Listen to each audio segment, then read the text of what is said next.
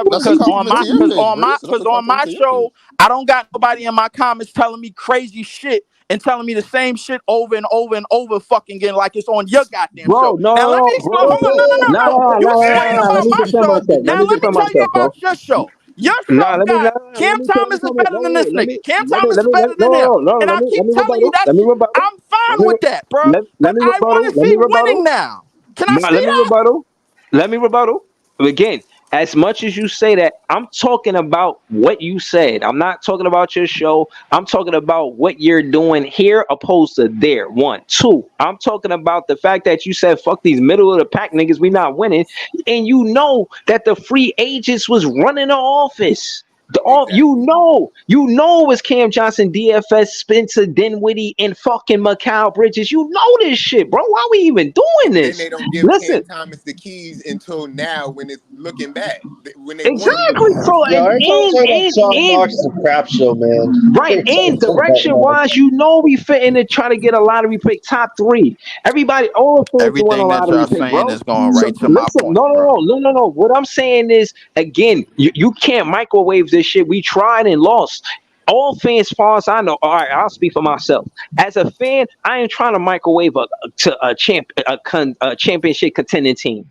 I'd rather take this process. I'd rather do this. If I had to choose, I'd rather do this. Not to say that I want to lose, but at the end of the day, you got to build with chemistry, and we have something. It may not be everything, but it's something. When these guys ace, it's a core. Imagine a superstar coming to a team with a core already, bro. We seen that shit happen with Toronto. We seen it on different occasions, and I'm saying that to say, bro, we shouldn't be shy to think that just because we're gonna have a losing season next season, and when this is the trajectory, I can't believe you keep saying tired of losing. And again, Cam Thomas don't feel like he tired of losing. He's 22, going to be 23, and on top of that, he in his fourth season, and he's 23. So trajectory wise, he's probably right where he want to be in his career. There's not a lot, and I'm talking percentage. There's not a lot of players in their fourth year that actually won a championship. Every player that was drafted in front of him in that same draft haven't won a championship. The best thing for Cam Thomas is to stay with the Brooklyn Nets. He don't want to fast. If he wanted to go to a contending team, trust me, bro, he would have got traded to a contending team. This is Ladies and hold gentlemen, on, bro. hold on. Cam, let me finish. I'll land a plane saying this. This is the best thing for the Brooklyn Nets to keep Cam Thomas, and it's the best thing for Cam Thomas to stay. Ladies and gentlemen, I want to introduce to you, bro, like everybody up in it and everybody that's watching in the chat, bro. I want to introduce to you a brand new agent of Cam Thomas. That's Big Fran Breezy. Cause nobody co-signed for this nigga like him. I swear to God, bro. Like, listen, I know Cam Thomas is better than a lot of niggas in the draft. You keep telling me that for the last goddamn year. Yeah, I know that, bro. I know it's a lot of niggas on this team, but what I'm telling you, bro, like all of this second round pick, middle of the pack pick, second round pick, middle of the pack pick, you're not gonna fill a team up with winners that way. Now I understand how the process is gonna go, but I'm telling you this for a reason. This team is not going to continue to go far. And it's not going to continue to develop niggas into all-stars. I don't know, a la Jared Allen, like he was on the Cavs. Somehow became the only all-star out of all the niggas that we talked about and all the niggas that he fucking drafted that was middle in the pack. None of these niggas are going to become him, bro, as long as Sean Marks is in the office. Why? Because the fucking development team clearly is not that That's great. crazy. They good, but they That's not that crazy, great. bro. Understand that. So hold on, what you mean? You don't think that Juwan Hamid can help Noah Clowney? You're saying that. Hold on, I want you. Let me tell you where I'm coming from before I just pass you the ball real quick. First, you should know that Corey Vincent was working with Cam Thomas since college, and he's part of the assistant coaches for the Brooklyn Nets. He also worked with Trendon Watford. He also, so that being said, that's two picks that he already been working with for seasons, for years, not just this year. That's who's on the staff, for one, right? For two, you already read the article and know the report that Jordi Fernandez got around the league, right? You seen him pick Zach Edey for the national team. So don't make it seem like we ain't got guys. So that will contradict everything you feel about Zach Edey, unless you feel like Zach Edey ain't like that. Now, it's either or, it ain't both. So I'm saying that to say, you can't say that we don't have nobody that can scout players and know what they doing when we got Jordi Fernandez on board, who happened to get the player that you love the most in a Zach Edey, hoping we draft for the whole half of the summer. We was talking about how the hell we was going to get Zach Edey. Almost impossible odds. But what, we entertain it because we fuck with you. But case in point is, bro, Jordi Fernandez scouted him. He could do one thing, and that's what he did. You trying to tell me that's not a good look for the Brooklyn Nets going into the draft? Like, come Oh, on, you that would be you talking from two. You know what I mean? Like, come on, bro. my nigga, hold up. You not realizing what's going on here. We got 6 picks in this upcoming draft. Of course, we're gonna get niggas in this draft, obviously, but it's all according to how they develop. You could get anybody in the draft. We could get Ace. We could get Cooper. We could get Dylan. If you want, bro. It don't matter who we get. It's all about how they develop and how they go along with the team. It's all about that, bro. Everything is all about development going forward. Now, if you're telling me in terms of development when they get here that Jordy Nelson is going to be one of those guys, I told you how versatile it is. I believe in that. But if you're telling me that Sean Marks is going to be responsible for that, motherfuck no. Hell Bro, I no. didn't say that. I just said Jordi Fernandez. He's gonna have a. I just Well, the I don't want entire to hear time, nothing else about Sean Marks, man, up in this bro. motherfucker, man, I until didn't we even solve it. mention. I didn't say Yo, nothing about Sean y'all, Marks, Sean, y'all gotta that, separate the but that's how this standard. whole shit started, bro. Everybody bro. wanted to talk about how Sean, like, yo, why should Sean Marks get fired, man? And this, he should get I'm fired, bro, saying. because I'm the saying, nigga. nah, bro. He got Jordi Fernandez to help him, bro. Do you think Jordi Fernandez is gonna be at the table helping Sean Marks, or you just gonna be like, all right, I think Sean, he you should. got I it on think he your own? should be. I think he should be. But Right, at the that's same, what I'm saying. Again, like say for instance, and again, but I this don't not for know if that's instance. gonna happen or not. Listen. What I'm saying is, it's not for instance. Jay from BK was right.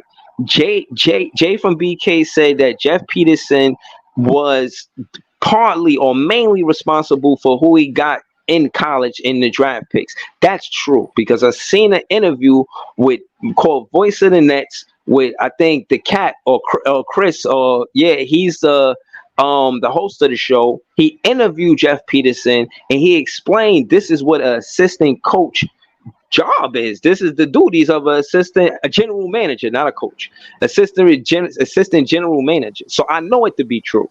But I'm saying that to say with a Jeff Peterson going, this is why Jordi Fernandez is so significant. And part of the reason why he getting this praise around the league is probably because he drafted it. Think about what they think about him now. After he had Zach Edey on the national team, and then Zach Edey I goes already, I nine when he already was gave you the projected. Hold article, on, bro. no. I'm not I talking. Breezy, hate y'all Listen, Breezy, niggas, bro. from man. from I I'm the saying. head swear I coach hate Listen, y'all of niggas, listen, man. Breezy, I leave. hate I'm not y'all niggas, leave, man. Breezy. leave, This is leave, leave. I'm not. insane how long this shit been going on, bro. I hate y'all niggas, Yo, man. And but somehow we made it right the fuck back to Zach Edey, bro. I hate y'all niggas, Nah. man. I'm not I talking yo, will about Zach nah. yo, Edey. I'm trying to talk. Bro. Listen, easy. I'm trying to No. I'm deviate gonna from Easy. Sean No, Marks notice and I ain't talk bring his about name up Jordy the whole time, Fernandez. bro. No. I'm gonna go back in the chat. I'm gonna let y'all have it, bro. Y'all have a good night, No, bro. I'm gonna easy, let y'all bro. have Come it, bro. on, man. Easy. I didn't bring him but up, bro. Breezy, you have to understand that the Canadian team has it's not a Damn, we general lost easy. manager. It's not a general manager. It's like a consortium, like a committee that picks the players for Team Canada. Steve Nash has more to do with picking the players for Team Canada than the head coach. The same committee Nah, picks I the can't head get at the coach. Steve Nash. Never. No, I'm just saying you're not giving it to Steve Nash. I'm just trying to say there's a committee, just like in the American team. The American team, they used to have Jerry West, they used to have Popovich, they used to have a bunch of people that would pick the team. Same thing with Canada. It's not just the head coach that picks the team. The next thing is on Sean Marks. Sean Marks is dancing on thin ice. The only thing that's saving Sean Marks is that while he was there, the superstars were making decisions. You can't be fired for decisions that superstars made. That's in house. That's what they understand. But Saad didn't hire Sean Marks. Prokhorov hired Sean Marks. So that's not really his guy. He's staying with him because he's done some good things. He's probably, gone against certain things that happened anyway, but he's on thin ice. He doesn't even have a contract like that. Like the only thing that gives him power that's more than the typical GM is the fact that he is a governor. That means when Psy's out of the country, he speaks for Psy. That is rare that a GM gets that role. But he only has he doesn't even have 2 years on his contract. His contract is year to year because Psy wants to write that if he does fuck this up, to fire him in the middle of it. So but I know he fucked it up for real because he no let go of the billionaire stars. knows he fucked up anything. Billionaires have No, hold. look, this is what I'm saying. Hiring Steve Nash was wait. horrible, This man. is what I'm saying. That was horrible. I know he was willing to give up winning. Hold on, look. But Steve Nash was hired by KD. No, listen, Paco, you hear what Nash is saying? He didn't even want to coach, bro. He didn't even want to coach. To the day that I die, there was no decision that was made in that era that they didn't check with KD. Now, is Nash Marks' man? Yes. But I've never seen Marks working out with Steve Nash or going to Steve Nash to coach him up. Only one person did that 2 years in a row, and that's Kevin Durant. Y'all gotta blame the right people for the right shit. Yeah, but all I was trying to say is this nigga Psy knows that he gave up winning for a working team. Like, he was like, I don't care how nice these niggas are, get them out of here. But you can't blame Sean Marks for that if it's fucked up because you traded the talent because of your pride. Yo, we're gonna know about this when the documentary drops. Right now, man. that team was in chaos. Yeah. Like for Harden to go, yo, this shit is crazy over here. Get me out of here. that tells you how crazy it must have been in that locker room. That locker room must have been insane. And there's shit that we as fans, we don't know right now. But when someone writes a book, or when someone does a documentary, we'll find out.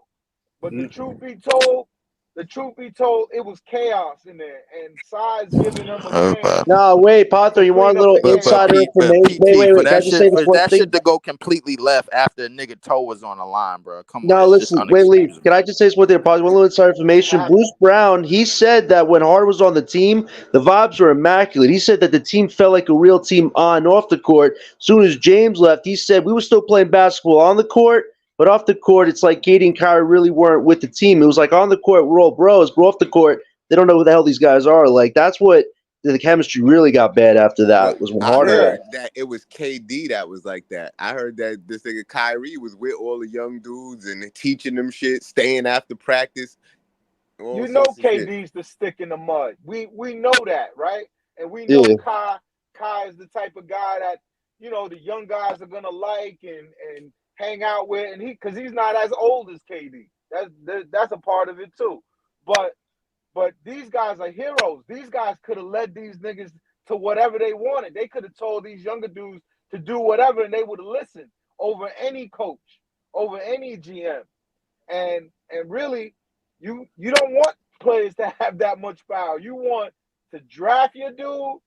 You want to draft a crew of dudes. You want to be in that OKC, Orlando type of position where all these dudes listen, they play as a team, they came up in the league together. You know what I'm saying? Like, that type of continuity is good. And then guess what? There's one boss. There's, you know what I'm saying? Sean Marks is the boss. Sean Marks was never KD boss.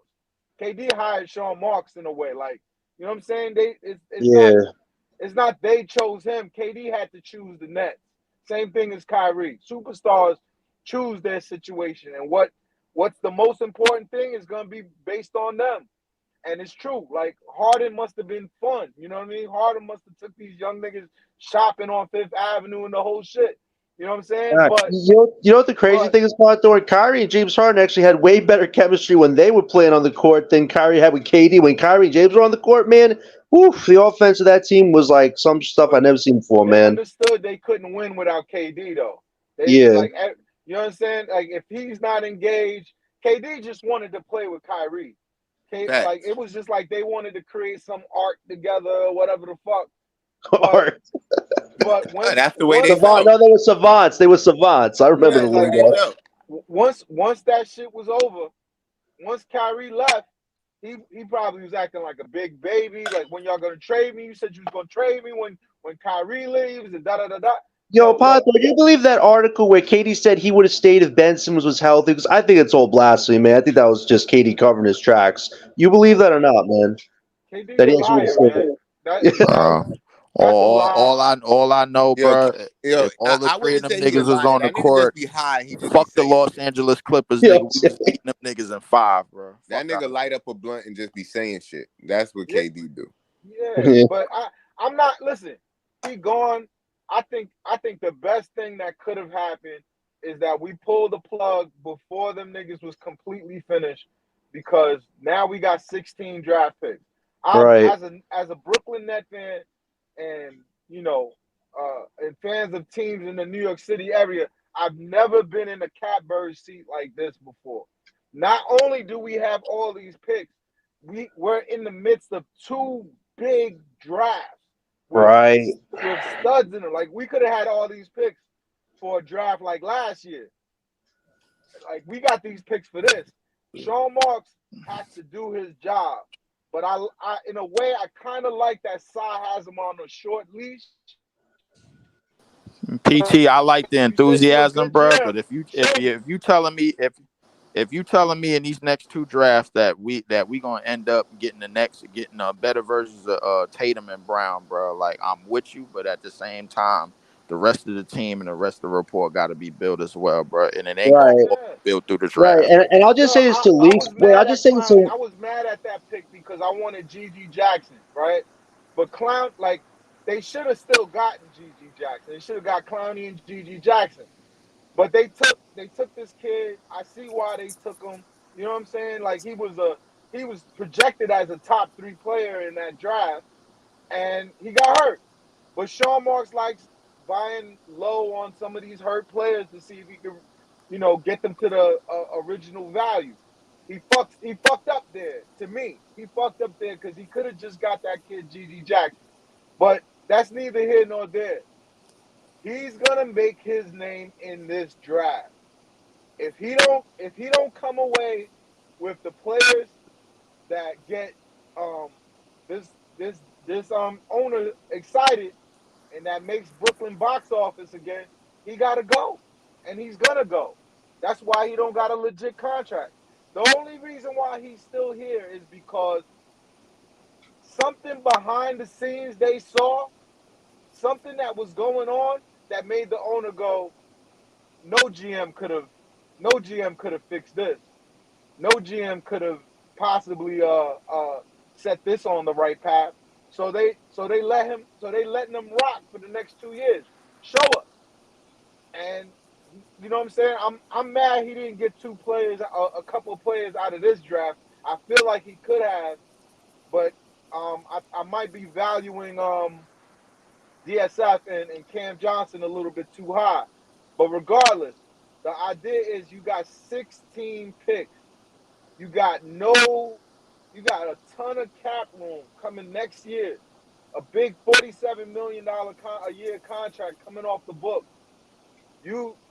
He's in the catbird seat. He could do what he want. Like, honestly, now we're gonna find out if he deserves to be fired or not, because everybody would have signed Kyrie and KD, and the shit didn't work out. The shit was a well, mess. Now you well, got Pato, Nah, hold but on, hold on, wait, hold on, hold on. I don't blame him for that, because that's being a GM. He stopped being a GM and gave power to KD. That's why Jordan got minutes over Jarrett. That's why, you feel what I'm saying? They started doing all of that to the core. The core we had was good, and getting KD and Kyrie adding to that was good. But when you say you ain't gonna pay Jared Allen, and they out their own pocket, Kyrie and KD paid Jordan, that was conflict, and that was the start of all the chaos, because it that showed was a that. cap room. That was a cap room thing. we kept Jordan over Allen, man. Whew. Yeah, Right, right, but Yeah. no, but they what I'm had to saying give is, back dollars so that we could fit Jordan under the cap. They no, wanted Jordan. we didn't need to fit Jordan under the cap. We could I have know, got, but that's what KD wanted to do. KD right, but wanted no, Jordan. no, but that's what I'm saying. That's when Sean Marks didn't GM. He was just letting KD add minus players. And what I'm saying is, when he was being the GM, we were good. You can't, and I'm saying all that to say you can't always give superstars what they want, especially if they didn't improve themselves on that said team. That would be like Kawhi Leonard going to Toronto, like, yo, get rid of this guy, yada yada. He ain't do none of that. He just like, all right, I'm on the team, but I'm the superstar. But case in point is KD did do that. Like, yeah, I'm the superstar and I want to add and minus and all of that extra shit. So I'm saying that to say Jordi at these negotiating tables, Jordi, not to what Easy's point. Now, I'm not talking about Zach Edey, but Jordi is the one helping Sean Marks because Jeff Peterson left. Jordi is the one that got the rapport around the league and got the locker room. Steve Nash never had the locker room. I think Jock Vaughn never had the locker room. I think Kevin Ollie kind of did for the time that he was there. But maybe. Hold on, I just want to say this. Having a locker room mean a lot because it shows that you believe in your players. And I got that from two players as of recent, Cam Thomas and Isaiah Thomas. I was listening to the interview, the Knuckleheads podcast, and Isaiah Thomas was there, the one that led the Celtics, the short one that had played. His sister passed, he still played. You know what I'm saying? Mad shit was happening. I think he got his tooth knocked out and he still played. And then he got bounced all around the league. He had done an interview and he was saying one of the biggest things that helped him get where he was at is the coach believing in him. And I think that's how you get the locker room. You show your players you believe in them. One example he gave was that he wanted to get better, and the coach told him to meet him there every morning before practice. You know what I mean? First one in, last one out type activity. And he was doing that. So it says a lot. You only get the locker room by showing the players that you actually believe in them. And from what I heard from Zion Williams in an interview that I read in an article I seen, he said the same thing about him. I seen something about Dariq Whitehead. He spoke on Jordi Fernandez, calling when they in the summer league. Jordi Fernandez calling like, "Yo, what's good with y'all? Y'all could do this and that better." Like, I'm just saying, man, everybody's always hyping up the players and saying how significant they are to winning. And I think we overlook the significance of coaching sometimes. So I asked the panel, you know what I'm saying? How important y'all think coaching is? We could start with Easy. We could go around the panel, whatever y'all want to do. But how important y'all think coaching is to winning basketball? Yeah, Easy, you start, then I'll go, man. I mean, I wanted to ask my question a fucking half an hour ago, but we here now, my nigga. Go ahead. I mean, we here now, my nigga. How important is coaching? We back to the same question we done did like fucking 20 Same times fucking over. question, ain't we? Like I'm fucking fried at this point, my nigga. And I ain't even like my second spliff up, my nigga. Like, please, somebody take the rocks. I've been like I'm my fried, second bro. spliff. You know what? Yeah, I would like to apologize first, If you answer the question, don't answer it again. some way, question. Zach Edey name had came up a bunch of times, and I ain't even say his name not one fucking time. Bro, every time we try to advance the conversation, You said it enough, we always get pulled right back to like 2020, I ain't say Zach Edey name in this goddamn chat in weeks. I'm tired of talking about You that said it bullshit enough from for back every then, chat. bro. We trying to do something but right you talking now, about bro. the Can we stop talking 2024 about that coach, bullshit from back then, bro? God But damn, my he's talking nigga. about the Yeah, the 2024 bitch coach. left, my nigga. So what, dog? We We on might to need the more next sage, one. man. Damn, son. God damn. Yo. All right, hold on. First off, Easy, I didn't even know you answered the question, to be honest with you.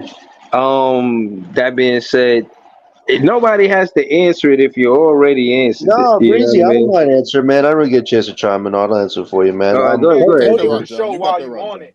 Thanks, Easy. Listen, coaching is essential, man. Like, at the end of the day, I think coaching is so undervalued because it's always about the stars, what the stars do because of their abilities. But coaches, their job is to organize. Their job is to make sure the leaders on the team know what they got to do to make sure the plays are set right. And it's supposed to be a rhythm. If you're a great team, the plays that you do on the court, they're easy money, easy buckets. For coaches on real teams, it's a lot harder because you have to get your guys to be focused every day when they're losing, and that's a hard thing. For Jordi, he's going to be in the lines then right off the bat. He's with a team that has very low expectations this season for a specific reason, but he's probably going to want to enforce a philosophy of playing hard.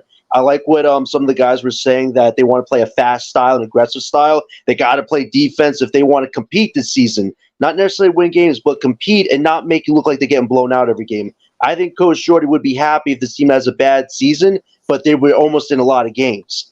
I think that's what Jordy's ultimate goal for this season with these guys like Thomas Claxton is. You'd be so damn competitive that it's not like you get landslide beat, but you're still making progress. I think that's what Jordy wants for the young guys this season. I think that's great. It's that middle ground.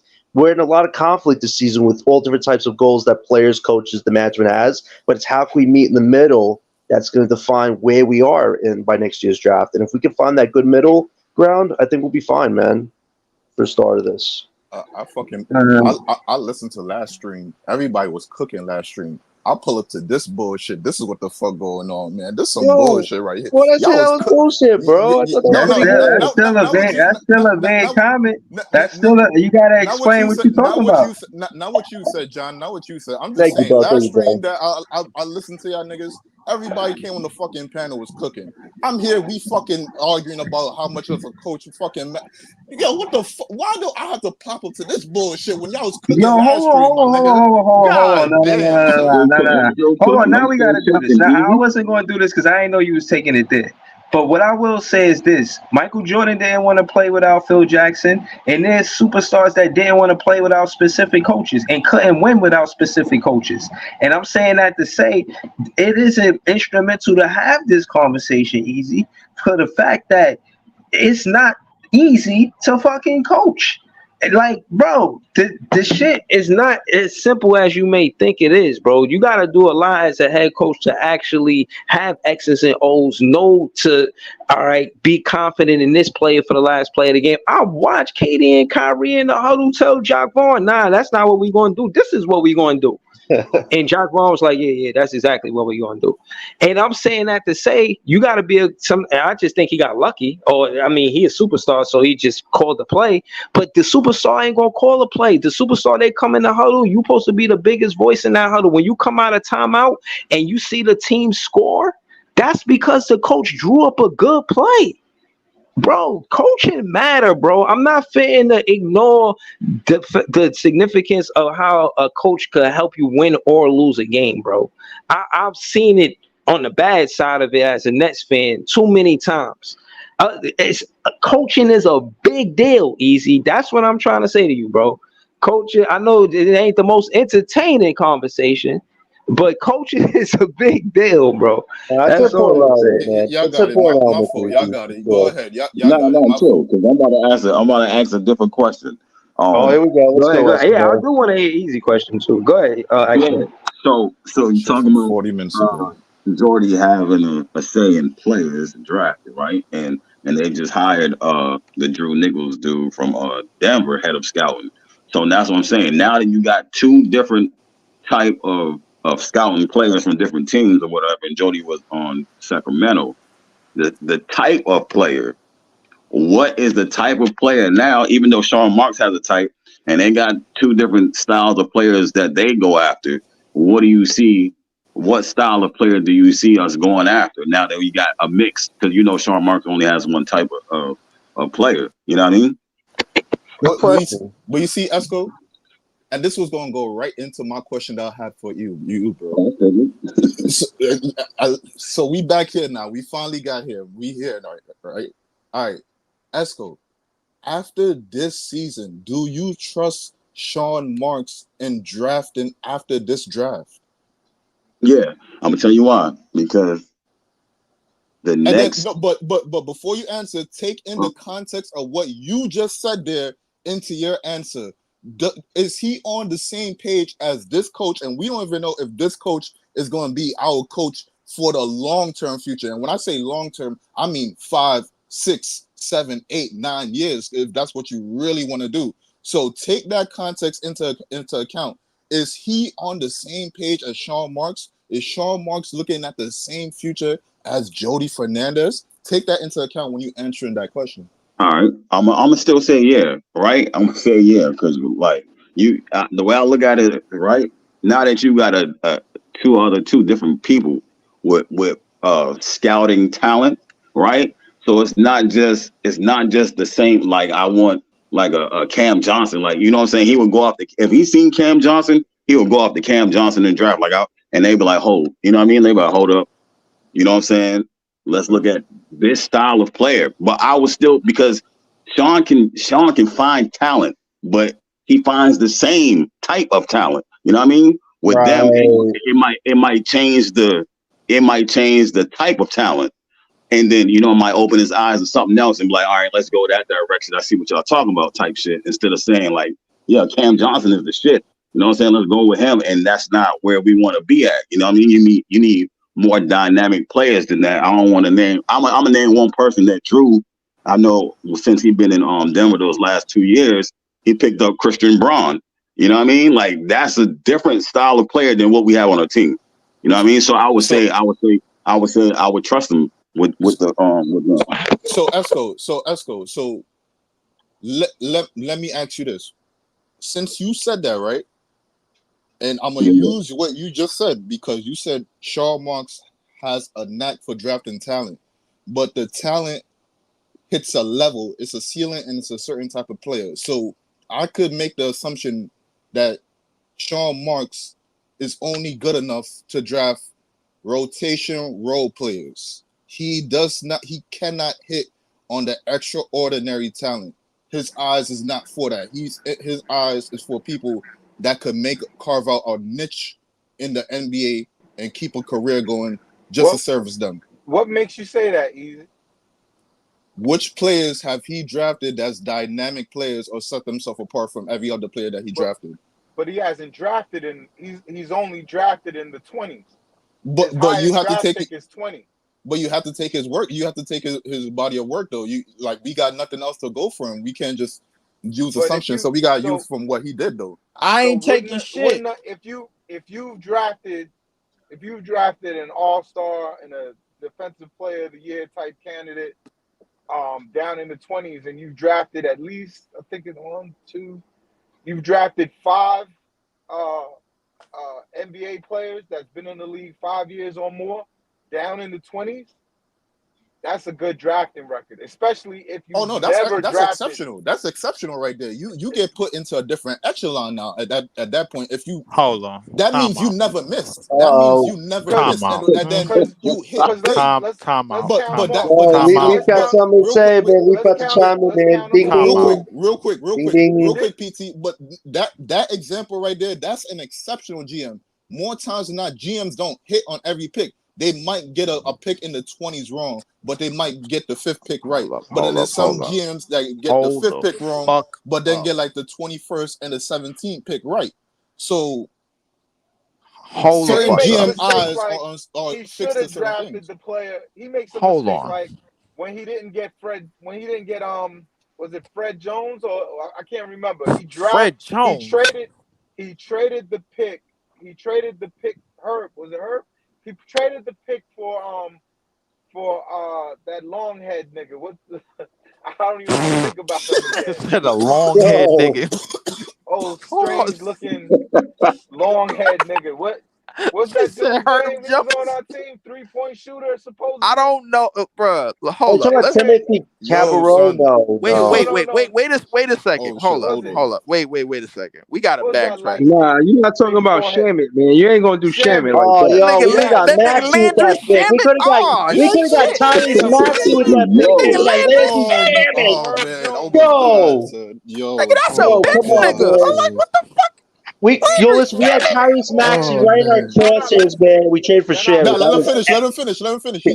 He finished. Yo, those are the mistakes that he's made. Trading for people like Shamit. Trading for people like the other 3-point shooting dude from Portland. Man, fuck that, bro. His whole draft shit is fucked up. The second that he traded Kyle Kuzma, fuck out of here, bro. Yo, he drafted Jared. Look at that good Kuzma, man. He drafted Claxton. He should have. I mean, you could say he should have taken Jared over Kuzma over Jared, but that didn't happen. You know what I'm saying? I would take Jared over Kuzma. My personal choice. I think he's a better building block for a team than Kuzma. Kuzma's like Ben Simmons that can shoot. He like to do a lot of other stuff off the court. But in terms of just players that he has drafted, he's done pretty well. No, but PT, but I'm not saying drafting in the lottery. But PT, no, but PT, hit my point though. I'm not saying that he did bad though. I'm saying he did good for where he did, but Robin. we haven't seen him in that position to get a lottery pick. So we just gotta use the resume that he has right now. So I can't automatically assume and put my 100% faith that he could draft a dynamic or high-end talent player. What I can say though is he has a knack for rotation players though. You feel what I'm saying? So Yeah, I mean, so You know what? if And I that's if a I fair, had that that's a assumption, fair assessment. That's a fair assessment, bro. all right, he's if y'all he's could just feel never me on that, had you feel me? he's never had he's never had a lottery pick to do so. Now he has one. Let's see what he do. I Y'all mean, if trust he him though? I don't trust him at all. Like I've been Bro, I fire Okay, answered Sean that. here Marks it for is a I right long there. answered that Here time. it question is right there. earlier. Easy. I mean, But easy, I easy. heard you. but I heard you. I Hold remember. on. but My fault, PT. if I'm being fair, and I think I understand what the owner is trying to do. You know what I'm saying? It's a prove it. He got to prove it now. You did what every GM was gonna do. You signed Kyrie and KD. You traded for Harden. You did everything that a GM would have done. Now we want to see if you could build a team with assets. We've never seen that before. Before it was all the teams he's built with smoke and mirrors. Like that 2019 team that we all love, that team was built with smoke and mirrors. That team was built with like, electrical tape and gum to hold it together. You can But say duct now tape. now he has real assets. He could tank. He's never been able to tank before. He can actually tank, and now we can judge him. We just got to be patient enough to see if what he gonna do. I've been fire Sean Marks for years. I've come on the show and I said he's as long as he's here, we never gonna be right. But hope only thing I could hope, I understand why they kept him. I understand the decision. But It's not like they gave him an 8-year contract or a 5-year contract. They were like, here's 2 years. Let's see what you can do. but PT, here's my thing though, right? All right, PT, here's my thing, right? If you don't trust him, and from the assessment I gave, you can see that he doesn't have a track record for that, even though he hasn't been put in that position. And you yourself said you don't think the team is gonna go anywhere with him somewhere in that office. And everyone's saying they don't want him here long term and they don't trust him going forward in drafts. Why keep him? And then if you do get rid of him, wouldn't that blow up the ship again? Because if you get a new guy Not at here, all. they're not going to look at Jordi Fernandez as their guy now. They're not going to look at Cam Thomas as their guy. They're not going to look at Nick Claxton as their guy. They're going to say they're going to make a decision based off what they feel like. They haven't been on the shit the whole time to feel the rocks and the waves. They just came into a new shit now. So they're like, yo, if I see some bullshit, I'm going to fix it instead of what he did and let it rock because he felt some type That's of way cracking. about it. Easy. Can I say this to Easy. you, man? That's easy. If they do that, that's crashing out, bro. Yeah, No, you no, promote. Do not crash the whip. You gotta scroll. I got it scrolling across the screen, man. That would be crashing the whip. That would be exactly what that is. To Isn't start. that what all y'all asking for, though? Isn't that what most of No, us no, no. asking I for? no, listen. wait, A easy. lot I of us like. are acting for Sean Marks to get out of here before we really get to these real picks. That's what No, I've been hearing. Nah, Right or I'm not. wrong. You and that's you and Leaf. That's you and Leaf That's and me PT. and Leaf. What, bro? There's a Like, lot of y'all. I'm not gonna no, lie. wait. and, Can I I just say can't this to you lie. though, There's a easy to lot your of y'all. question? hold You up. know what? Before we go any Y'all. further, I'm Hold letting on. all I you feel niggas happy. up in here I know, feel nigga. happy. I'm standing in the middle of the fucking street, bro. I'm stopping You see, traffic. right? You see this? Hold on. Let me ask the chat too. Chat, do y'all think that Sean Marks would do well with this draft? Put a yes or no, or 1 for yes and a 2 for no. The panel more so feels like no, that he won't. You know what I'm saying? I think I'm almost standing alone. I think it's just me and Iceman, almost a 2v20 type shit. You didn't You know even what go I'm through us, saying? bro. How you even know how we feel? Don't put that jacket on us, No, bro. wait, easy. Can I just say this to you, man? Right? Well, He Leaf been said put, he that. been put he been putting a lot of jackets on all for the last 2 hours. Somehow he know how Yeah. Cam Yo, Thomas feel. He know I'm how all willing to these let Yeah. him. niggas feel. I'm I willing to read the let him cook articles. though. Let He him just did cook. an interview with Slam Magazine. Real If he quick, don't let cook, John then go we real quick. get him. Then we No, get him. listen, easy. You ask if we honestly trust him. I could say that I can't because his track record is very mixed. I think Sean's biggest problem is he does well building something up, and just when it feels like it's going to take off, he makes a weird decision and the whole thing collapses, man. He's done that a few times, and I hope he learns from his mistakes because at the end of the day, we are fortunate to have 16 picks. And quite honestly, getting back our 25, 26 picks from the Rockets, that was what he needed to do. And honestly, you asked if that's going to have an impact if we let him go next year. It doesn't because we got the picks. We got what our goals lined up right now. And Sean Marks, if he's here or not, it's not going to change that. But if you could have a GM that can continue to build on what we're trying to build on right now, that's what we got to try to look for. It's just Sean Mark's whole thing is this: if say we have a great draft next year, free agency's right around the corner, we're gonna have the fourth most. I think we'd be one of the 14th, the most cap space in the league.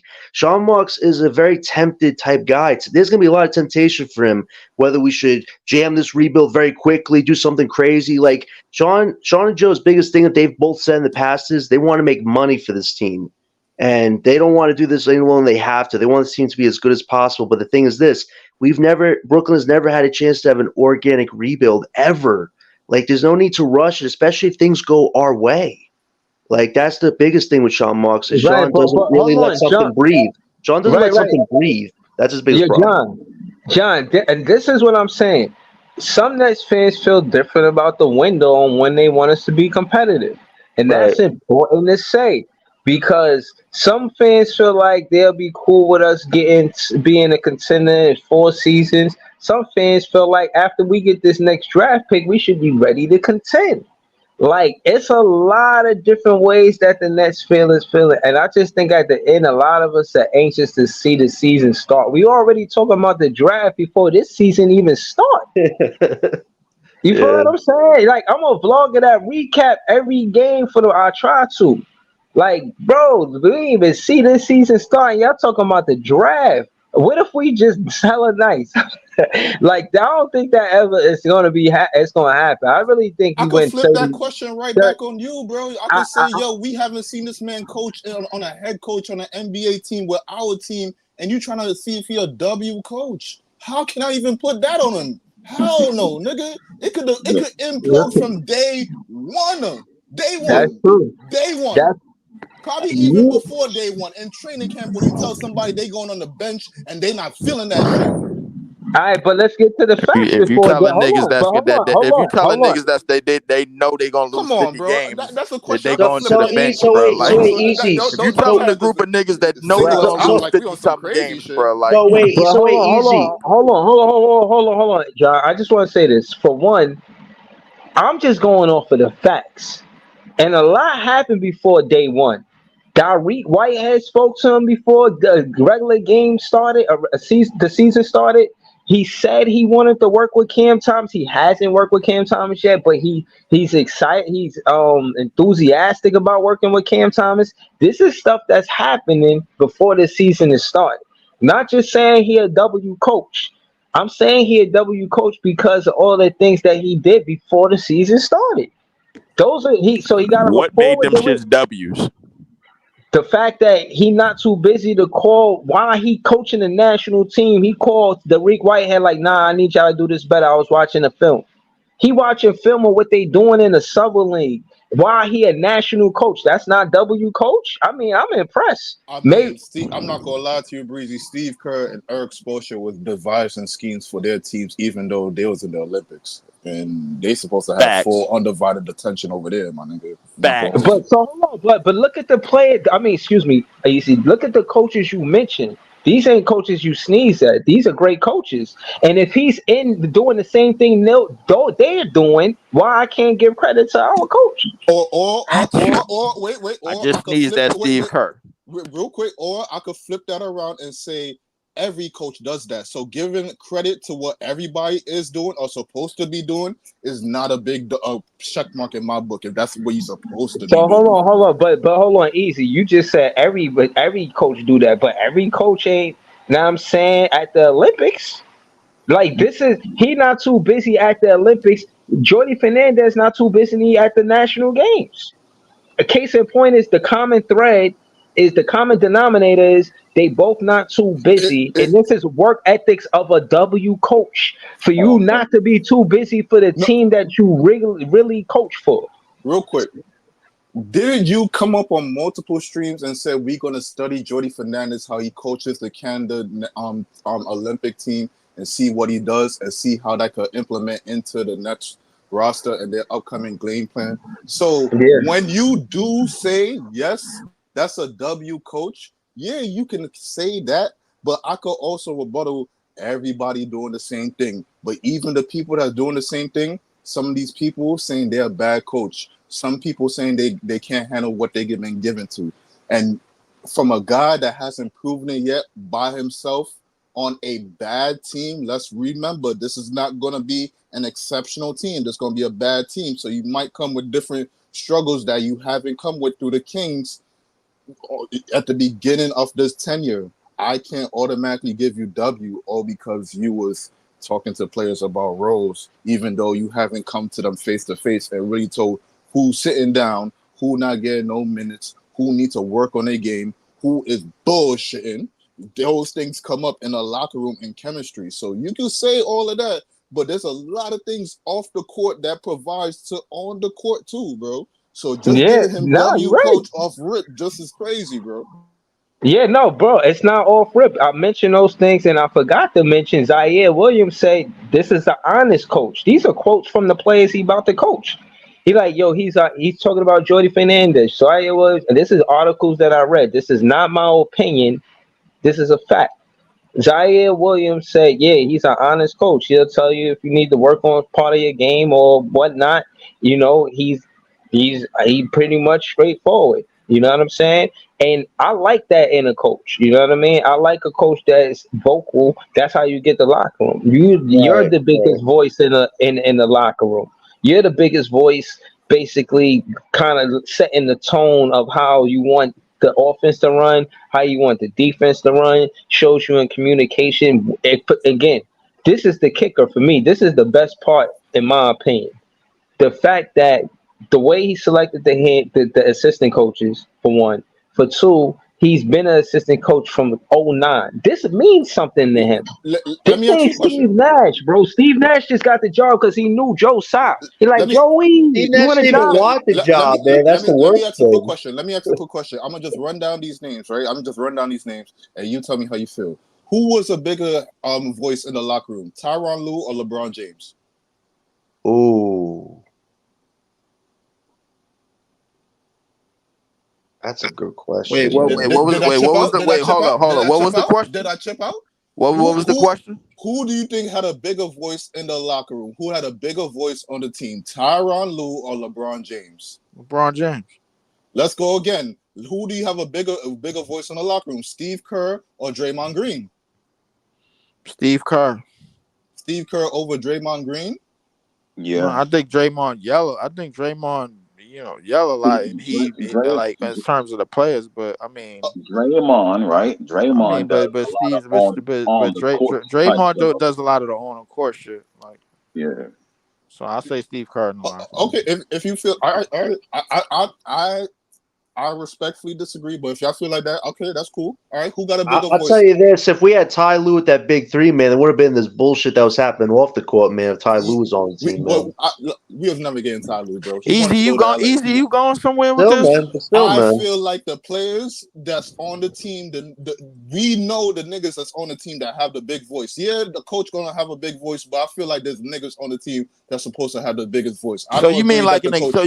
an extension like of a I don't voice? even mean an extension of the coach because sometimes there be some players that's on these teams that come out and say, yeah, the coach was saying some bullshit and I got niggas on track. So even then, it's not just all extension of the coach. Maybe that nigga has a mind of his own and could guide the team on his own. KG was for Doc Rivers on that Celtics team. Doc could fuck up, but KG is such a fucking dog and one of the best leaders ever. He could pull the teams like, all right, he's probably fucking up, but fuck that. We know what to do out here. Leaders on the team that have a big voice, yeah, on certain teams, yeah, the coach have a big voice. But I feel like there's niggas on the team that have the same kind of power in their voice or even more that usurp the coach, and you need that on your team. You don't necessarily need the coach to have the biggest voice. You need a nigga on the team that could check you before the coach could check you or checks you better than the coach. Oh, here's a good question, Easy. Who was the bigger voice in Houston, Mike D'Antoni or Harden? Who was the bigger voice, Mike D'Antoni or Harden with the Houston Rockets? Which year? Oh, you talking about all the years combined? Yeah, something like that. Who was a bigger voice, Harden or Mike D'Antoni on that team when they were together in Houston? I would say Mike D'Antoni, but Harden had a big voice too. I'll say that. That's a good answer, man. I was just asking. That was just you got me thinking about that now. But I'm saying though, there's people on the team that have power in what they say. If you got Kenyon Martin in your team and the coach didn't tell you nothing but Kenyon Martin tell you bullshit, who you gonna listen to? Oh, coach didn't say I'm bullshit. Or you gonna nah, Kenyon said I'm fucking up. I gotta tighten my shit up, dog. There's certain players like that, bro. So I hear your point about, there's coaches on teams that have a big voice, but I feel like there's players on those teams. Wait, but what you think about the fact? Fucking on championship teams, coaches got the biggest voice. Less LeBron the coach, less LeBron on the team. I felt like Draymond was a bigger voice on the team than Steve Kerr. I don't think that. No. And then I felt like Giannis was a bigger voice than Mike Budenholzer on his team. So you think? And then I think I think Drew Holiday was a good voice on the Bucks. So I mean, Holiday, he's so undervalued, man. I think if Holiday's not on that team, if anything, Bucks ain't winning, man. You know what, John, I'll probably give Drew a little bit more. If anything, I'll probably give Drew a little bit he's vocal. He's vocal. He just doesn't show it, man. Like, he's in those huddles, man, telling the guys, we got to defend our guys, man. So but real quick, I'll give people like Kyle Lowry and like Marc Gasol a bigger voice than Nick Nurse that year. Ooh, okay. Or as much as a voice, but it doesn't happen with both. So you can't just put all the onus on the coach if some of these players on the team doesn't command that same kind of respect as the coach could, or even more. Yeah, but the coach is the one. I don't know. I give it more to the coach, especially on a lot of these championship teams that you mentioned and other ones that you think of, because a lot of time the players. It depends on who got more rings, the coach or the players sometimes too. But all right, so let's look at the most recent championship teams. The Bucks with Mike Budenholzer. How much credit you giving Budenholzer for that? Overall, shit, they ain't never do it before Budenholzer, and they ain't never do it after Budenholzer. I'm giving, if I had to break it up into percentage, and that's kind of tough to like grade the whole run. For that run, bro, I'm giving Budenholzer 25%. I was gonna give him 30, but I was thinking around 30-ish, 25-ish, something like that. Yeah. If Giannis doesn't do what he does, none of this fucking or Holiday or Middleton, like it was a three. If Holiday doesn't do what he does, it doesn't matter. If anything, like, all right, yeah. Okay, what about that? What about that Raptors team? Hold on. To the point, right? Again, some of that could be Holiday, or the coach saying, "Yo, we need Drew to take X amount of shots." Because there was a lot of times I seen Drew Holiday just didn't wait for the offense, bro. He went straight to the basket. Like it'd be a rebound, and you'll think he'll just wait for the rest of the team to come down the court. Nah, fuck that. He going straight to the hoop. He either trying to draw the foul or trying to score. I know he was supposed to come over there and be a point guard where he wasn't really supposed to be a scorer. And he wasn't the first option, but he was definitely a strong third or close to second. You know what I'm saying? Yeah, so, just like he kind of quote unquote was this past year when he won with these niggas, but he was mainly to be the defensive stopper, and basically Middleton was made to be the second option during that run. Right. But if you look at the rest of the defensive pieces that they had, PJ Tucker, Giannis, Brook Lopez, the rim protect, bro, like. Yeah. So they had a good defensive team, but so as far as like everything that went into it for the year, I'm giving Budenholzer 25%, bro. The reason being is because Budenholzer still didn't do a lot of things offensively to be better in that series. They mainly won it because of defense, and Budenholzer is not known to be a defensive coach. He wasn't that good of a defensive coach in Huh? Atlanta. He wasn't that good of a defensive coach in Atlanta, bro. And you Dog, see, he dog, wasn't. He wasn't. dog, He dog. wasn't. Come Don't on, don't dog. don't do that to me, E. Stop. Come on, dog. Stop. He wasn't that good of a defensive coach, and you know it. When you I say mean, not but he good, did are you lead him to saying 60 middle wins, of the though. pack? Are you saying middle of the pack or above average? Listen. I say for that team for that year, bro. Obviously, he was above average. Obviously, but like on his like without that unit and without them defensive pieces, bro, like he was barely middle of the pack, and that's been proven with the 60-win team that he had in Atlanta. Because the defensively they wasn't that good neither. So they was more of a high octane offensive team. He had Kyle Kuzma as one of his top scorers, bro. That's crazy. But That's never I gonna be seen again. I'm not gonna go into that team, but go ahead, keep on going. Yeah. But what I was saying is the reason why I give him that is because the offensive sets that he refused to run for Giannis during that run, a lot of people did complain about kind of nudged him down on that list in terms of like the percentage value. So I gave him 25% for that run.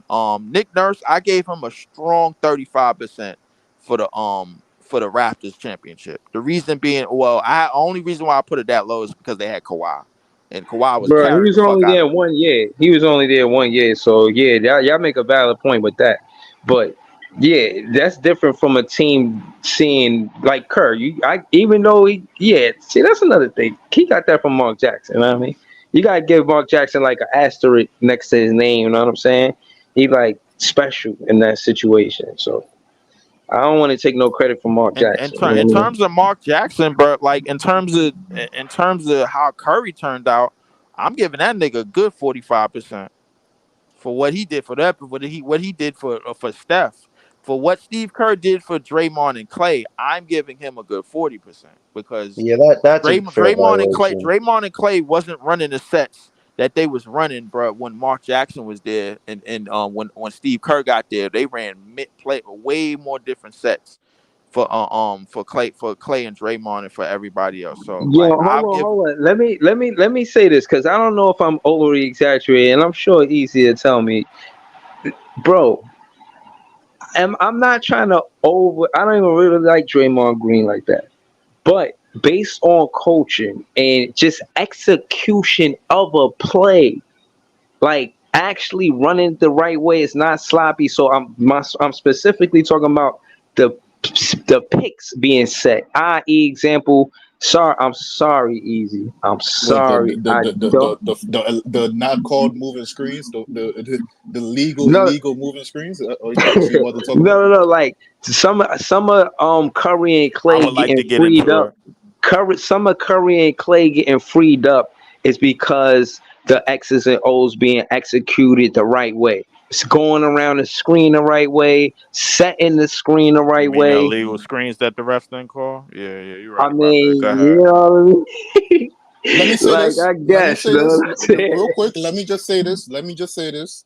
If you listen to what Lexi Brown said on Gilbert Arenas' podcast one day, they was talking about skills that they saw players did that like it's like a high skill that can't be duplicated. Lexi said she saw Candace Parker able to drop the ball on the floor to make the player pick it up. So you in motion, there's no stopping. So like you're fast in motion, could drop the ball and automatically step into a screen, and they will never call a moving screen. And that is a high level skill. If I'm not mistaken, you done had Bogut doing that shit on an egregious level, Draymond doing that shit to egregious level, Harrison Barnes doing that shit to egregious level. I didn't saw Leandro Barbosa doing that shit to egregious level. I saw Festus Ezeli doing that shit to egregious level.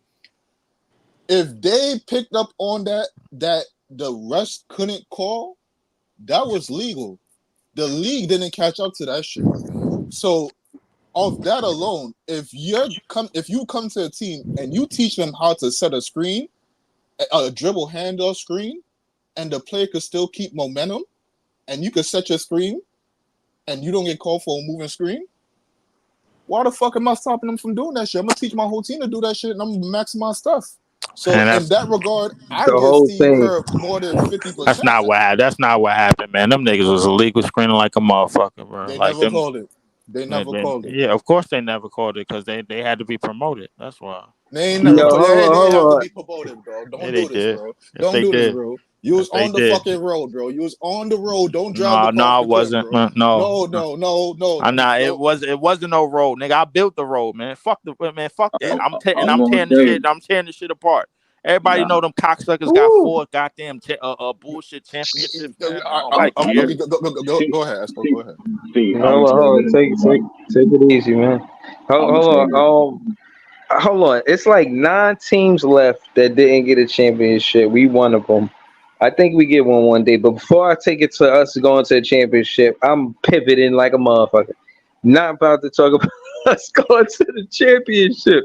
But I just wanted to say, just wanted to shout out PT, John, Leaf, Eskimo, Jay, Easy for joining the panel. We're gonna close out soon, but before we do, um, I want to thank y'all. You know what I'm saying? Y'all been helping me grow this page. This like my 1,000 and something video, trying to get to 1,000 subs. Everybody y'all see scrolling across that screen, subscribe to their page. Eskimo just dropped a new video the other day. Leaf constantly putting out content. Easy everywhere. Yo, Easy, just before we go, can you just hit us with a quick commercial where they can find you? You know what I'm saying? The fans that's listening. Oh yeah, make sure you tap into the NSB No Snooze button, the Hood CNN, the best hood show you will find for the people, powered by the people. Tap into my nigga Big Ox I Media. wanted to get into that episode about Dr. Umar. That was some funny shit, bro. Yo, Like, I ain't gonna Leaf, lie. I'm not gonna lie to you. And this nigga probably in the fucking chat. You gotta talk to Ox, bro. He pushing this shit back. We supposed to have a graveyard shift tonight, nigga. This Yeah. nigga done push this shit the fuck back. I seen that, bro. Like, but he spin the block, bro. He He probably spin the got shit. block, and he probably spin the block again. So I don't even know what the fuck He going on. probably got shit to do. I ain't gonna bother him, bro. Like, So whenever we could tap back into that, we could tap back into that. But yeah, make sure you tap into the Hood CNN, the best hood news channel you will ever find. I ain't gonna lie. NSB, you got to see. Big up. Yeah. Fucking hilarious in the voice. Yo, hold on. I just want to say, as a fan, you don't really get to do this, and I never really did this. I want to say shout out to Big Ox, but I was waiting for that episode. I see at 10 o'clock you had the pirate show, and then at 11:30 you had This Is Why Ox Was Right, or some shit you named the title, and it had Umar Johnson on the thumbnail. Now I was waiting for that show. Shout out to Big Ox. I was I'm waiting still for waiting that for show. that show, bro, because I want to tell him the reasons why that's not it, bro. Like, why that's not it. So hold on, but again, I'm I explaining. just wanted to that shout nigga out. was Hold not on. lying, bro. That nigga I was just not wanted lying. to shout out Big Ox, but I want Easy to finish talking about what he was saying. His quick. I don't want to finish a commercial. Easy, finish a commercial. Oh yeah. Make sure you tap into the Hood CNN, the best hood news channel you could ever find. NSB, you got to see. Yes, sir. On Big Ox Media. Yes, sir. Tap into this channel. We should be doing a show this Friday, 10 o'clock Eastern. You already know I'm talking to my Brooklyn people, so I don't got to put out all these other times on like Pacific and all that shit. I'm talking to y'all 10 o'clock Eastern in the morning. Hopefully we got the Friday show popping. Make sure y'all tap in. I'm trying to come with some shit right now. I don't know. Like I got a lot of fucking down topics right now, but I'm trying to put some life into this shit right now. So tap in. If y'all got anything Yo, for me, I want to tap mute your into. mic, bro. You echoing. Oh yeah. Yeah, Easy. You good? Where you at? No, that wasn't me. That was PT. But yo, if y'all got anything y'all want to tap into, like even in the city or like even anywhere around the world, like yo, just let me know. I'll tap into that shit right on the channel, yo. You talk about Yeah. You know what? I'm creating something in the works, bro. Probably with one of y'all over there. It's called airing out my fucking grievances. But I'm gonna just leave out the effing part, bro, because this shit got there's a lot of shit bro. that We gotta need stop. that, bro. Yo, That Lee, make you want a lot of subscribers, makes bro. sense. So that's a good title. Hold on. It's a lot of shit that gotta stop. Yeah, shout to If you John. I guys meant to say shout to John if I didn't. But yeah, I'm waiting for that show. I'm fucking be tap the like button as soon as you post a link. I mean, as soon as you start the, or you even post it, like it come on later. Yeah, man, because that's what you need to air your grievances, man. We want to hear that shit. That's a fact. There's gonna be a whole lot of Hold shit on, that I'm but sick why of. you hold on? Why you here? Leave. Just give us a quick commercial, man, please. Quick commercial is youtube.com/ at Lee4788. Also, uh, playback.tv / Lee4788. I can't wait for the season to start. NFL season, NBA season. I need to hit some of these parlays. I ain't gonna lie to you, but also on twitter.com Facts. / at Lee4788. It's a lot of good stuff going on there.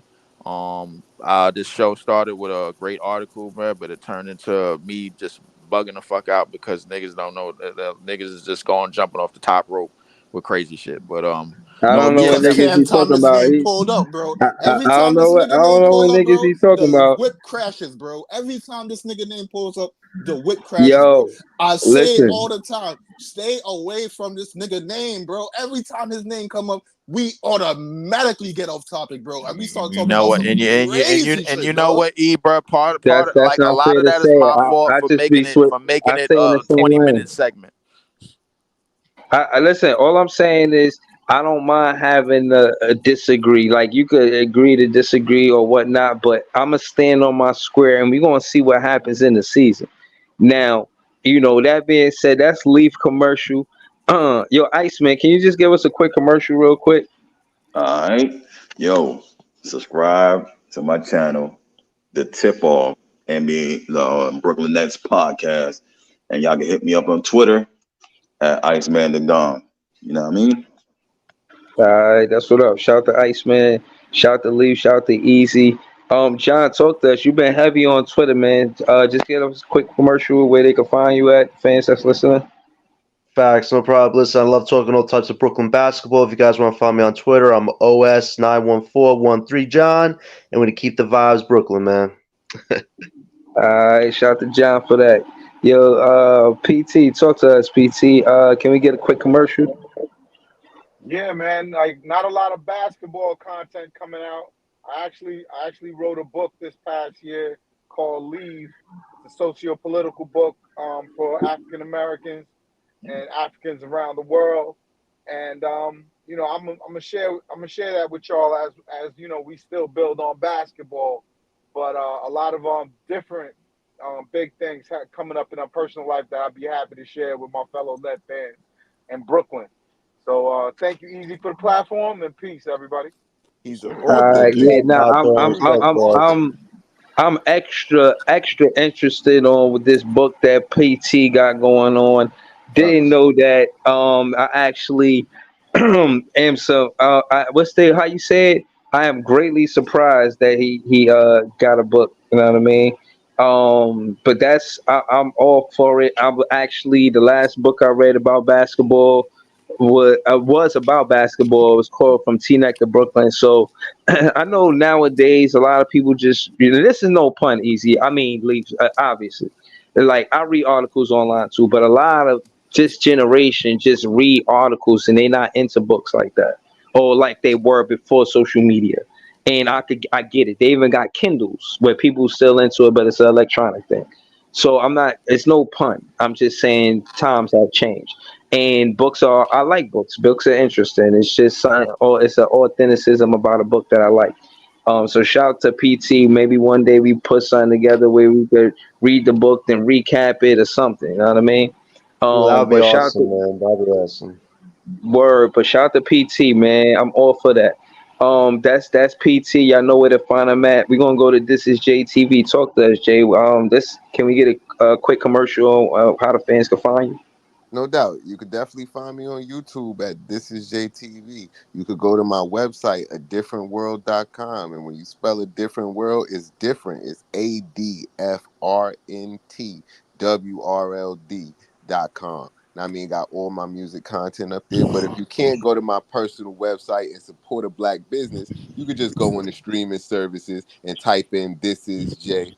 Uh, all one word, THISIZJAY, all one word on everything like hot sauce, and you already know what it is. Or search A Different World on those same sites and you'll find some fire.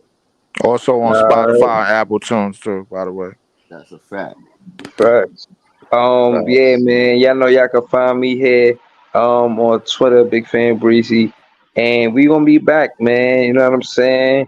Um, thank y'all for tuning. And yeah, man, I did a show earlier called "What's Happening." That's basically me talking about random stuff, and it was cool. You know what I mean? So I might do more of that where I'm just talking about random stuff that's happening in the world, nothing specific.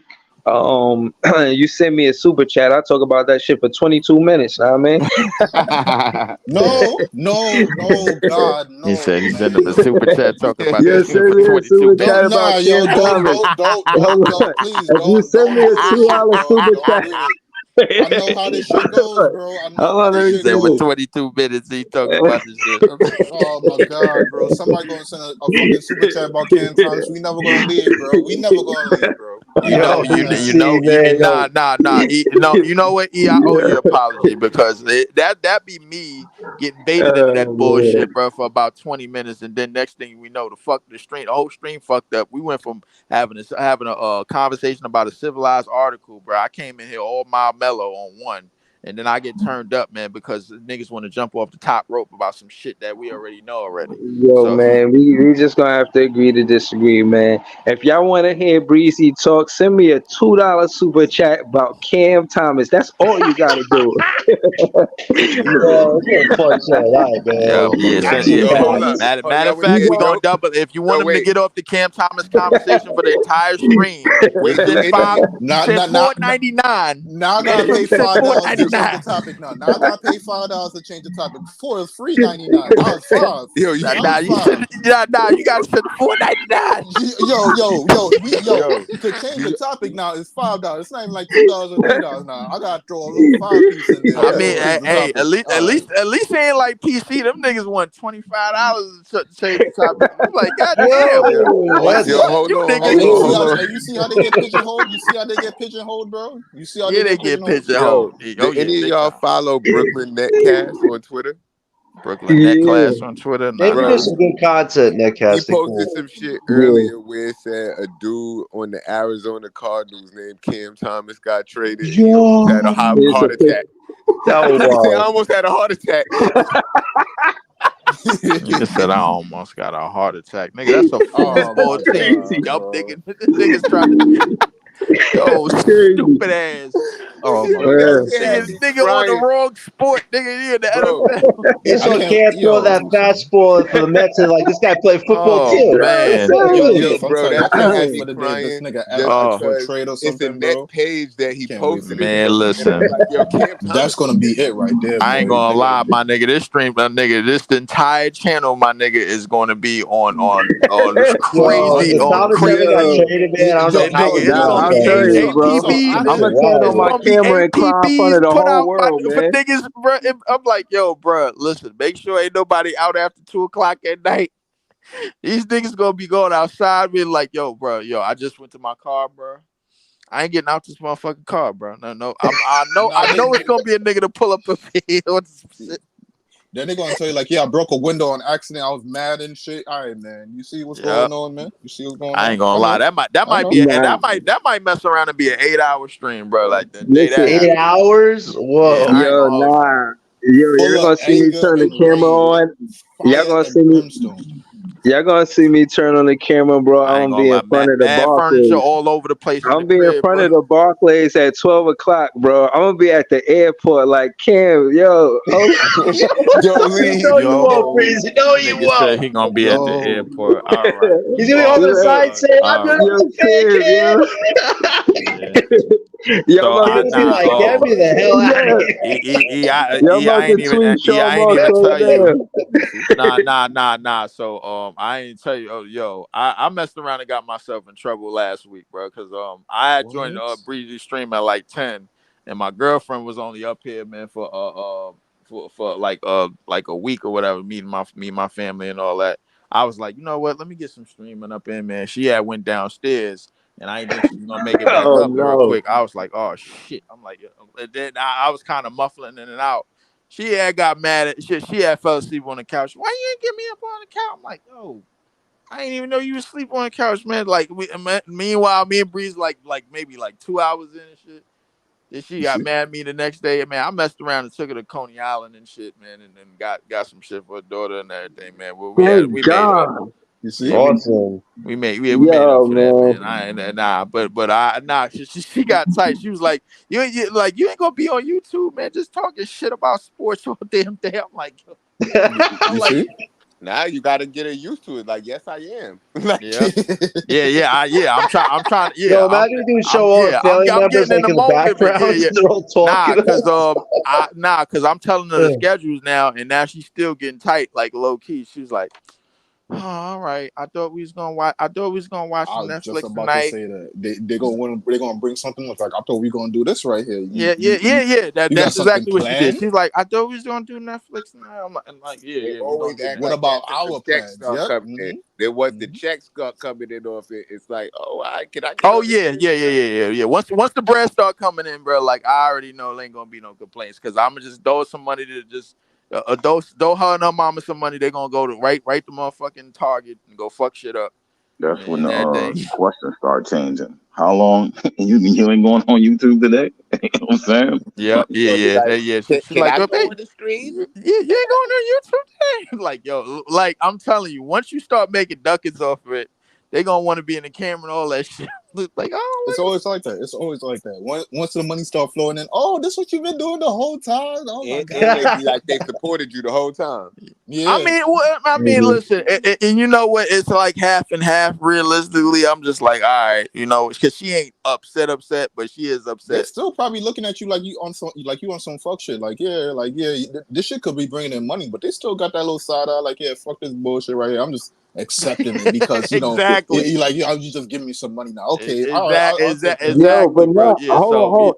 So you Hold gotta on, but this, Breezy. I'm gonna give you the disclaimer, bro. Just because I got 230 subscribers, if you don't see me doing 82 games this year, you already know why, nigga. I Oh already had shit. to. yeah, yo, man, trust me. I understand everything you're saying, man. But on that note, what I will say is that shit about structure, man. Allocating the time to do everything you could do. You know what I'm saying? Oh yeah. Definitely, An 8 hour definitely stream is always. gonna be tough. Yeah, you definitely got to be considerate. Trust me, bro. It is what it is, bro. Like I Breeze. would be giving more content, but it's just with my circumstances. You know what I mean? I do what I can. The, Yeah. Like so, when y'all see me at 5 in the morning, I did it when I could do it. When y'all see me at 8 in the morning, I do it when I could do it. Cause Exactly. I Bre- can't always do it. You know what I mean? So I'm gonna be Exactly. pulling up Nah, but yo, that's the dog, fun sporadic. thing, you already know Breezy. what I'm You do Exactly. saying, I it. bro. You pull do up it sometimes sporadic unexpectedly, times. man. That's the Yeah, fun yeah, part of it. exactly. Dog, And she mild mannered with it. She was like, "Wait, I thought it was gonna be I thought it was gonna be movie night tonight." I'm like, "Yeah." Now, we still got the movie. Don't worry about it. I ain't gonna take that long. I'm bullshitting every time I say I ain't gonna take that Yo, long. Nah, yo, Every time. listen, see? no, you should say I'm I'm making a gonna be honest with you. documentary. Yo, no, but that's what I'm gonna be honest with you. That's what I do. I breeze. I come through. I say what I say, just like a breeze. I come through, say what I say. I stay for like I don't know, a good 20 minutes, but it'll be a strong 20 minutes or whatever. And then you know what I'm saying? Like, I know what Strong you 20 talking about. minutes. I know he be like he'll peep in like 20 minutes and be like, all right, you know what? Let me go back to the kitchen, man. Make sure everything all right. yeah, yeah. Hey, Like I yo, can't stay y'all good all. up in here? Y'all got y'all food? All right, cool. Yeah, you can. I can't stay all day, but when I get a chance, I'll do it, man. Like this podcast and shit, man. It's again. That's why I like NSB because it'll be stuff on your mind that you don't really know how to express or have nobody to talk about. I mean, talk to that Mm-hmm. about, and they'll be talking about it on a podcast. I mean, Yeah. again, like it's one of my favorite shows. Subscribe to that show. Subscribe to Niggas everybody lucky so that. I have the Burger King topic. If I went on the Burger King topic, yo, what man? What I had the whole story right there, bro. This nigga is bro, y'all need You to said the tap into Burger King NSB. topic? Yo, you The guys hear Burger that Hold Red up. King topic, Lobster? You bro. guys hear Red Hold Lobster up. going bankrupt now, man? That's crazy. I heard that. Oh, you It know was what? them. It was the unlimited shrimp. The Nah, unlimited. man, those chicken Whoa, wings wait, who suck, you man. talking Don't about? eat Red those Lobster? oysters, man. I never want to try those oysters ever again, man. Those were bad. Yo, because they was saying they was losing money on the unlimited shrimp, and then they did it forever. That Nah, I'm gonna tell you where they went wrong, and it's a gift and a curse. I'm gonna keep it real with you. when they started selling those biscuits in the grocery store. Nah, no, Man, listen, their service was bad, man. Imagine yo, ordering like a few dishes and they don't come take it. You have to have it on the table next to your shoulders, man. Oh Bro, my hold on, you god, trying to that tell was you me the bad. can't biscuits tell wasn't getting people to Americans come there? unlimited nothing. Unlimited, I you got to mean, put a limit on it. Yo, those cheddar cheese biscuits were good at one point. At one point. Bro, they had people coming there, bro. I used to live walking distance from the Red Lobster. I used to go there and get the biscuits for lunch. nah, hell yeah, I'll be doing that shit too. Or I'll be doing that shit sometimes. Fucking, But, but but yo, but yeah, yeah, but yo, nah, shout to y'all, man. I'm about to close out. I'm gonna be back. I'm gonna try to pull up early for more content. Look for the link, man. Everybody that's on the panel, I'll probably throw the link in the chat. I mean, send y'all the link before I start. But I'll probably do another what's happening, talking about random shit. Excuse me. It's kind of like NSB easy, but it's not really. It's just me just going off. I don't really be having nobody on the panel, but I don't expect nobody to be up. Sometimes I like doing that shit where it's just me on the panel. I'll just chop it up for like 10 minutes.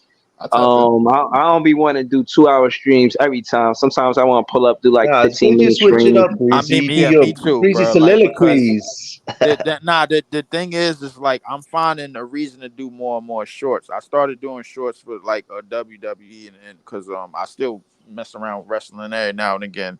They blocked my last short because I recorded too much like maybe like a second too long the last match of SummerSlam when the nigga Roman Reigns had came back. I got Yo, Leaf, you 4.8. like wrestling, bro? That's You awesome, only Yeah, got man. like yeah, 4 or yeah. 5 seconds, I I mess think. with wrestling, bro. Like yeah, cause I got the Peacock app, bro. Like, and I'm messing with WWE and like little shows all day long.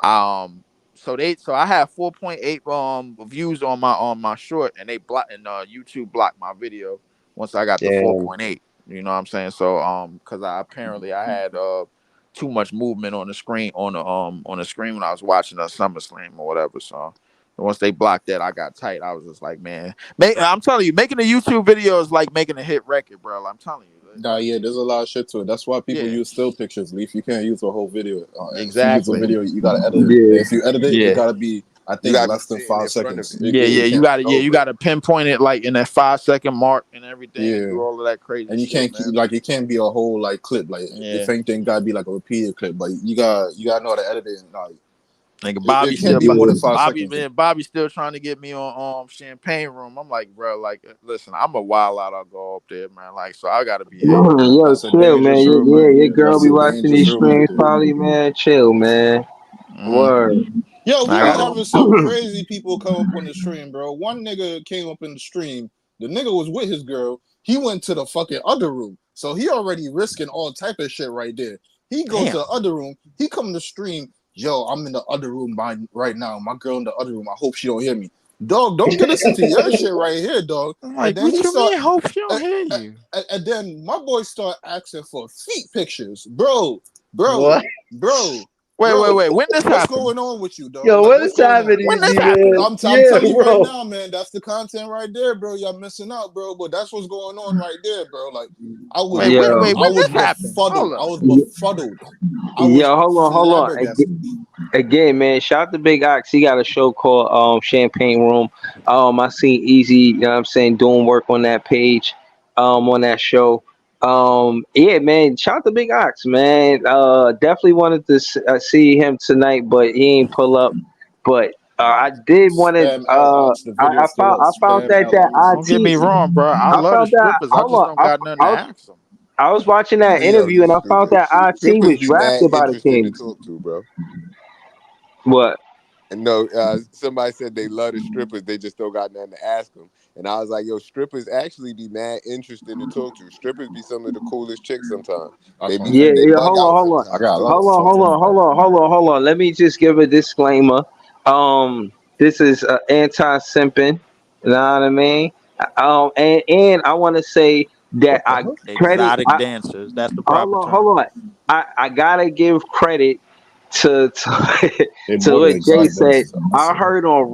I've heard on real accounts where dudes told me like, nah, I was just building with her and they talking about exotic dances, know what I'm saying? So I just want to They let y'all know, you know what I mean? There's truth to what he's saying. They got a again, lot of man. life experience, bro. They Right, done right. been through some shit. Hold on. But And they that's only a we 22.